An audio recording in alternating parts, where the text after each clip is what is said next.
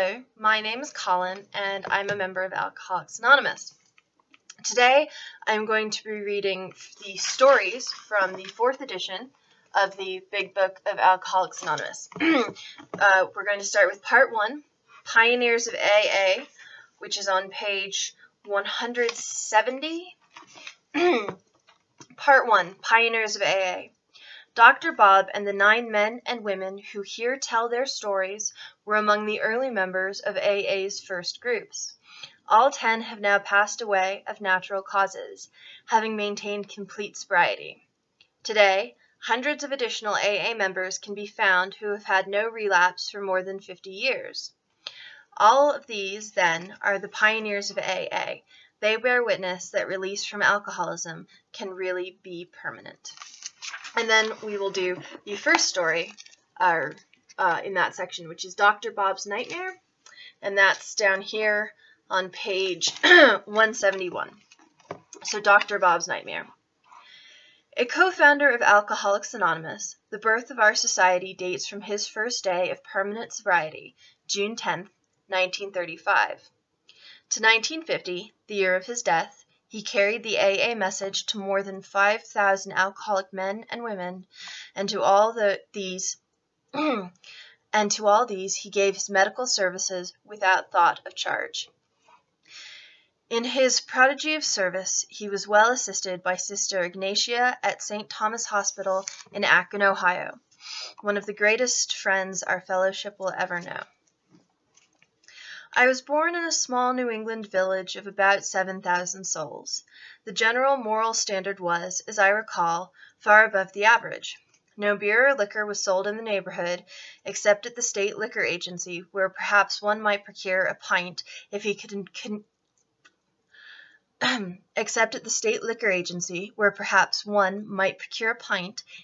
convince the agent that he really needed it. Without this proof, the expectant purchaser would be forced to depart empty-handed with none of what he later came to believe was the great panacea for all. Without this proof, the expectant purchaser would be forced to depart empty-handed with none of what I later came to believe was the great panacea for all human ills. Men who had liquor shipped in from Boston or New York by express were looked upon with great distrust and disfavor by most of the good townspeople. The town was well supplied with churches and schools in which I pursued my early educational activities.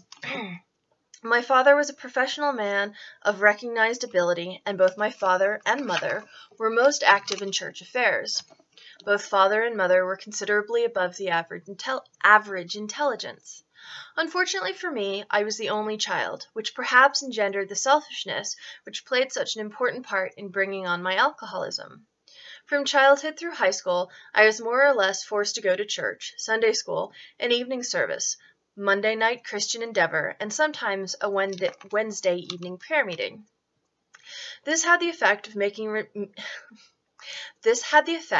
making me resolve that when I was free from paternal domination, I would never again darken the doors of a church. This resolution I kept steadfastly for the next 40 years, except when circumstances made it seem unwise to absent myself.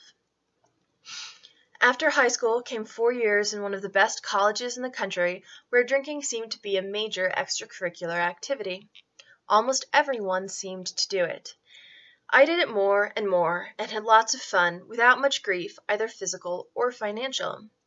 I seemed to be able to snap back the next morning better than most of my fellow drinkers, who were cursed, or perhaps blessed, with a great deal of morning after nausea.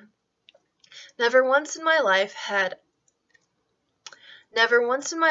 I had a headache, which fact leads me to believe that I was an alcoholic almost from the start. My whole life seemed to be centered around doing what I wanted to do, without regard for the rights, wishes, or privileges of anyone else, a state of mind which became more and more predominant as the years passed. I was graduated summa cum laude in the eyes of the drinking fraternity, but not in the eyes of the dean. The next 3 years I spent in Boston, Chicago, and Montreal in the employ of a large manufacturing concern, selling railway supplies, gas engines of all sorts, and many other items of heavy hardware. During these years I drank as much as my purse permitted, still without paying too great a penalty, although I was beginning to have morning jitters at times. I lost only half a day's work during these 3 years.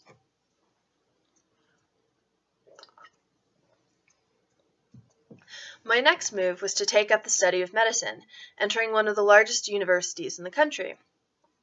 There I took up the business of drinking with much greater earnestness than I had previously shown.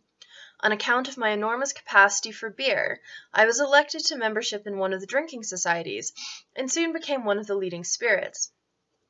Many mornings I have gone to classes, and even though fully prepared, would turn and walk back to the fraternity house because of my jitters, not daring to enter the classroom for fear of making a scene should I be called on for recitation.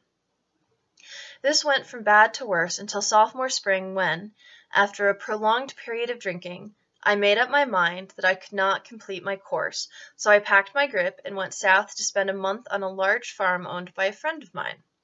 When I got the fog out of my brain, I decided that quitting school was very foolish and that I had better return and continue my work. When I reached school, I discovered the faculty had other ideas on the subject. After much argument, they allowed me to return and take my exams, all of which I passed creditably. They were much disgusted and told me they would attempt to struggle along without my presence. After many painful discussions, they finally gave me my credits, and I migrated to another of the leading universities of the country and entered as a junior that fall. There my drinking became so much worse that the boys in the fraternity house where I lived felt forced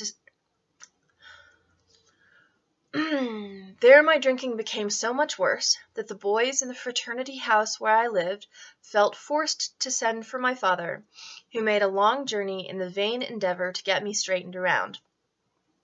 This had little effect, however, for I kept on drinking, and used a great deal more hard liquor than in former years.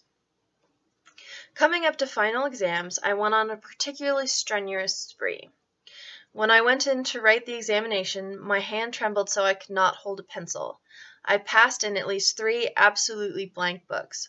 I was, of course, soon on the carpet, and the upshot was that I had to go back for 2 more quarters and remain absolutely dry, if I wished to graduate. This I did, and proved myself satisfactory to the faculty, both in deportment and scholastically.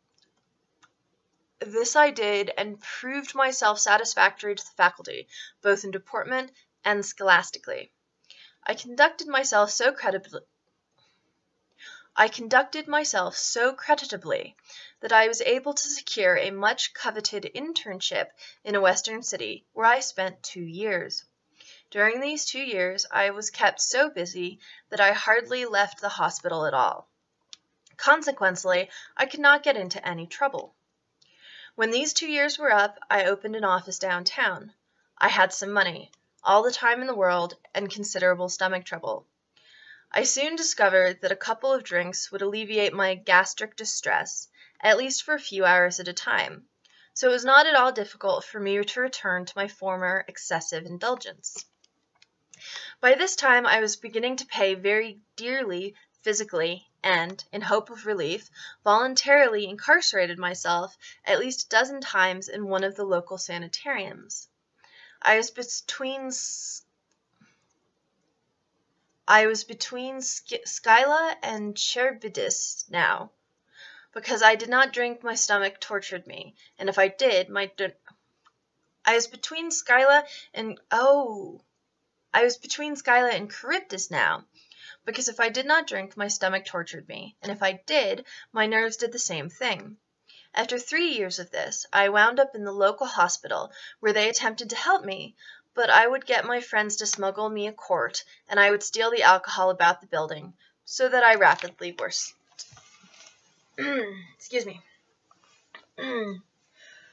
But I would get my friends to smuggle me a quart, or I would steal the alcohol about the building, so that I got rapidly worse.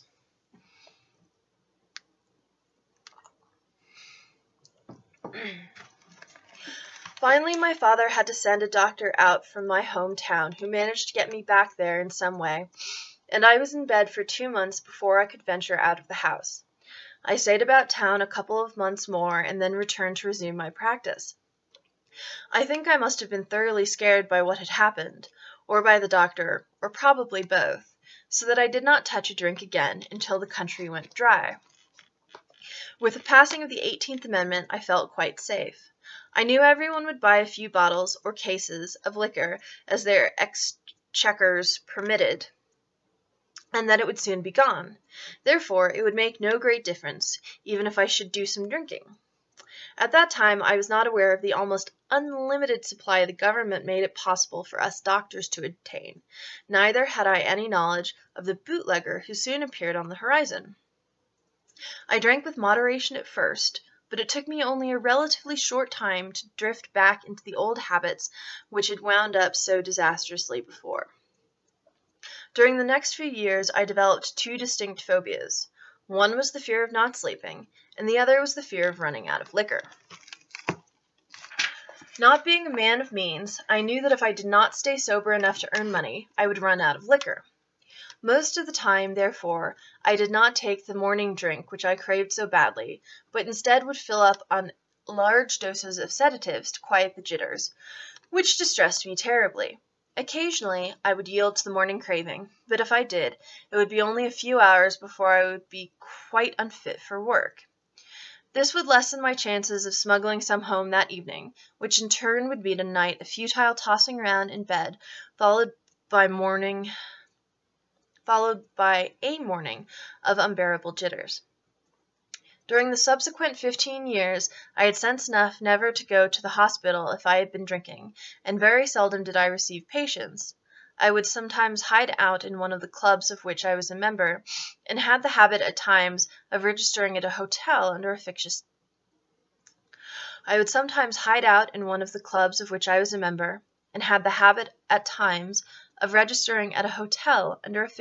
name. But my friends usually found me, and I would go home if they promised that I should not be scolded.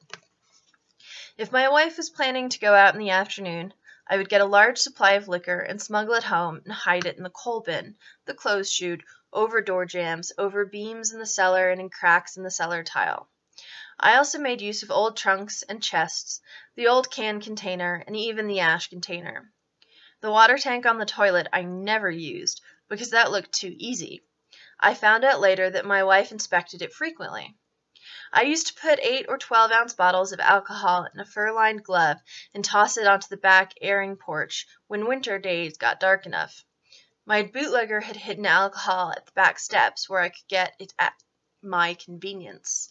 Sometimes I would bring it in my pockets, but they were inspected, and that became too risky. I used to put it up in 4-ounce bottles and stick several in my stocking tops.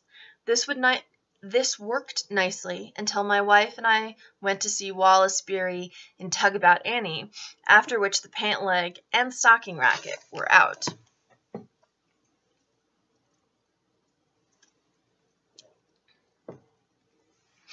I will not take space to relate all my hospital or sanitarium experiences. During all this time we became more or less ostracized by our friends. We could not be invited out because I would surely get tight, and my wife dared not invite people in for the same reason. My phobia for sleeplessness demanded that I get drunk every night, but in order to get more liquor for the next night, I had to stay sober during the day, at least up to 4 o'clock. This routine went on with few interruptions for 17 years. It was really a horrible nightmare, this early money, getting liquor, smuggling it home, getting drunk, morning jitters, taking large doses of sedatives to make it possible for It was really a horrible nightmare, this earning money, getting liquor, smuggling it home, getting drunk, morning jitters, taking large doses of sedatives to make it possible for me to earn more money, and so on, ad nauseum. I used to promise my wife, my friends, and my children that I would drink no more, promises which seldom kept me sober even through the day, though I was very sincere when I made them. For the benefit of those experimentally inclined, I should mention the so-called beer experiment. When beer first came back, I thought that I was safe. I could drink all I wanted of that. It was harmless. Nobody ever got drunk on beer. So I filled the cellar full, with the permission of my good wife. It was not long before I was drinking at least a case and a half a day. I put on 30 pounds of weight in about 2 months, looked like a pig, and was uncomfortable from shortness of breath. It then occurred to me that after one was all smelled up with beer, nobody could tell what had been drunk. Excuse me. It then occurred to me that after one was all smelled up with beer, nobody could tell what had been drunk. So I began to fortify my beer with straight alcohol. Of course, the result was very bad, and that ended the beer experiment. About the time of the beer experiment, I was thrown in with a crowd of people who attracted me because of their seeming poise, health, and happiness. They spoke with great freedom from embarrassment, which I could never do, and they seemed very much at ease on all occasions and appeared very healthy. More than these attributes, they seemed to be happy. I was self-conscious and ill at ease most of the time. My health was at the breaking point, and I was thoroughly miserable. I sensed they had something I did not have, from which I might readily profit. I learned that it was something of a spiritual nature, which did not appeal to me very much, but I thought it could do no harm. I gave the matter much time and study for the next 2.5 years, but I still got tight every night nevertheless. I read everything I could find and talked to everyone who I thought knew anything about it.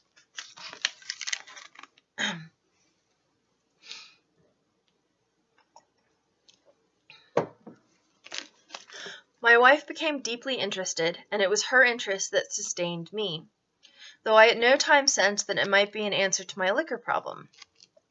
How my wife kept her faith and courage during all those years, I'll never know, but she did. If she had not, I know I would have been dead a long time ago. For some reason, we alcoholics seem to have the gift of picking out the world's finest women. Why they should be subjected to the tortures we inflict upon them, I cannot explain. About this time, a lady called up my wife one Saturday afternoon, saying she wanted me to come over that evening to meet a friend of hers who might help me. It was the day before Mother's Day, and I had come home plastered, carrying a big potted plant, which I set down on the table and forthwith went upstairs and passed out. The next day she called again, wishing to be polite, though I felt very badly. I said, "Let's make the call," and extracted from my wife a promise that we would not stay over 15 minutes. We entered her house at exactly 5 o'clock, and it was 11:15 when we left. I had a couple of shorter talks with this man afterwards, and stopped drinking abruptly. This dry spell lasted about 3 weeks. Then I went to Atlantic City to attend several days' meetings of a national society of which I was a member. I drank all the scotch they had on the train and bought several quarts on my way to the hotel. This was on Sunday. I got tight that night, stayed sober Monday till after the dinner, and then proceeded to get tight again. I drank all I dared in the bar, and then went to my room to finish the job. Tuesday, I started in the morning, getting well organized by noon. I did not want to disgrace myself, so I then checked out. I bought some more liquor on the way to the depot. I had to wait some time for the train. I remember nothing from then on until I woke up at a friend's house in a town near home. These good people notified my wife, who sent my newly made friend over to get me. He came and got me home and to bed, gave me a few drinks that night, and 1 bottle of beer the next morning. That was June 10th, 1935, and that was my last drink. As I write, nearly 4 years have passed. The question which might naturally come into your mind would be, what did the man do or say that was different from what the others had done or said? It must be remembered that I had read a great deal and talked to everyone who knew, or thought they knew, anything about the subject of alcoholism. But this was a man who had experienced many years of frightful drinking, who had had most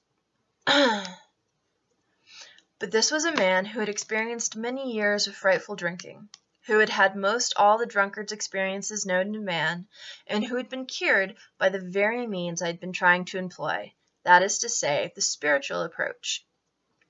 He gave me information about the subject of alcoholism, which was undoubtedly helpful. Of far more importance was the fact that he was the first living human with whom I had ever talked, who knew what was excuse me.